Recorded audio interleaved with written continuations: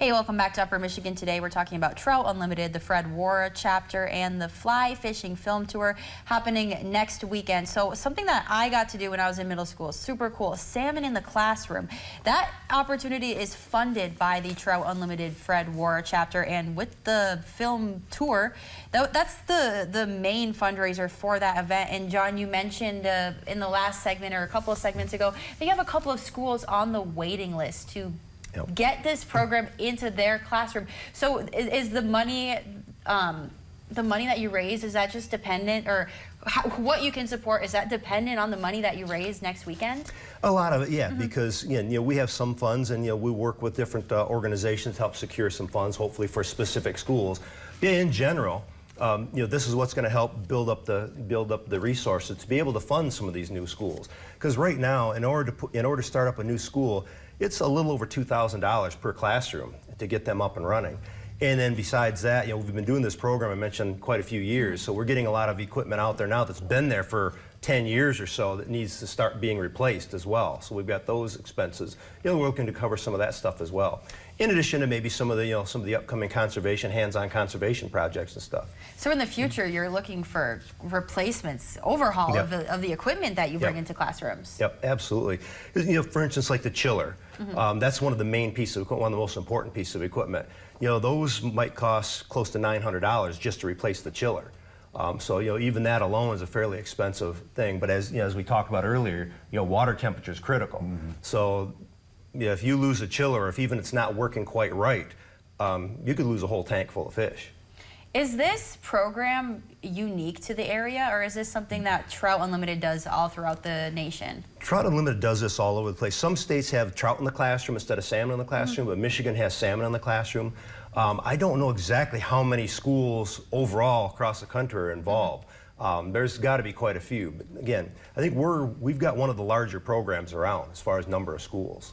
So attending the film festival this weekend will support kids learning about salmon in the classroom and the other efforts that Trout Unlimited, the Fred Waara chapter, the efforts that you put forth to bring conservation efforts to the area, to education opportunities. So a really worthwhile cause, if you ask me, to attend that film festival and watch some really good movies.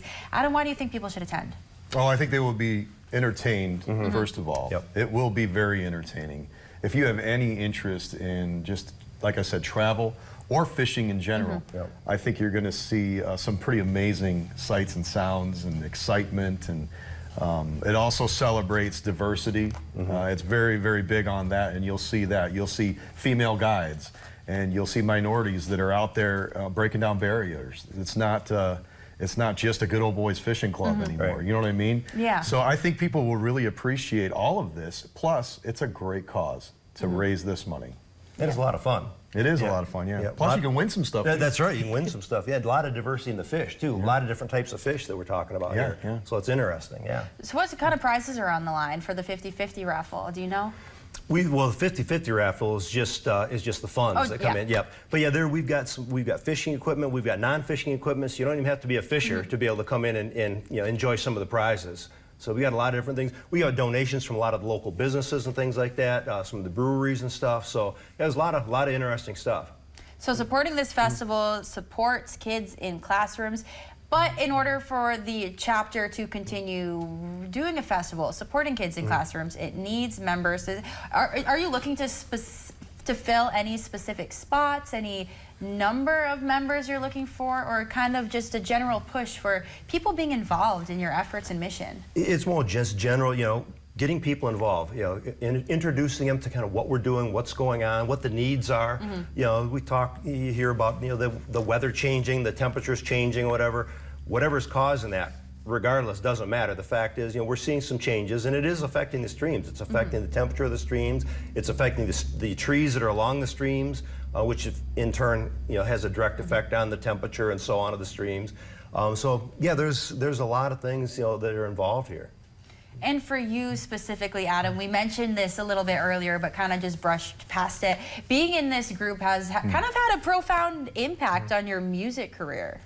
It has. Back in, I think it was 2000 or 2001, when I was a board member, I was introduced from another board member, Chris Freeze at the time.